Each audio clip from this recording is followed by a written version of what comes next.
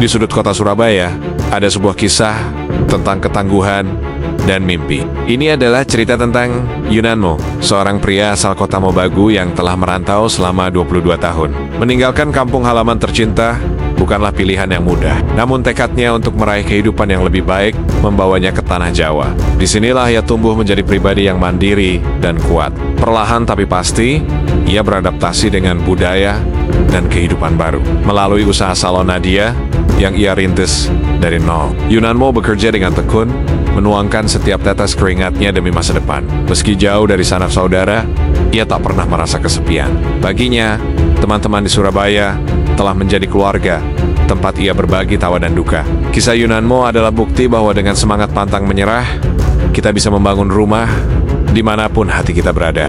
Rasa rindu pada kampung halaman di Bolaang, Mongondo terkadang tak tertahankan. Pada tahun 2013, sebuah momen berharga tercipta ketika Yunan Ahmad, atau yang akrab disapa Yunanmo, mewujudkan kerinduannya dengan mengajak sang ibu tercinta, beserta dua paman dan seorang bibinya, untuk berkunjung ke Surabaya.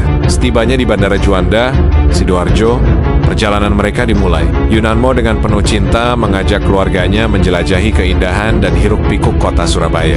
Tak hanya berwisata dan berbelanja, mereka juga melakukan ziarah ke makam proklamator Bung Karno di Blitar dan mengunjungi berbagai destinasi wisata ikonik di Jawa Timur. Selama 2 bulan, rumah Yunanmo dipenuhi kehangatan dan tawa keluarga. Momen kebersamaan ini tidak hanya mengobati rindu, tetapi juga mempererat ikatan antara sang ibu dengan anak angkat Yunanmo yang saat itu beranjak remaja. Sebuah kisah sederhana tentang cinta, keluarga, dan jembatan budaya yang tak akan terlupakan. Putra angkat Yunanmo menempuh pendidikan di SMA Negeri 14 Surabaya. Melihat semangat putranya yang gigih mengikuti berbagai bimbingan belajar demi ujian, Yunanmo tak tinggal diam. Ia ikat sebab bukan hanya mempersiapkan biaya kuliah, tetapi juga aktif mencari informasi mengenai perguruan tinggi favorit. Bagi Yunanmo, peran sebagai orang tua bukan sekadar membiayai. Ia menjadi kompas, mengarahkan putranya untuk memilih jurusan dan universitas yang menjanjikan masa depan cerah.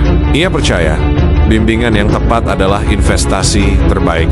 Jerih payah mereka terbayar pada tahun ke-2014.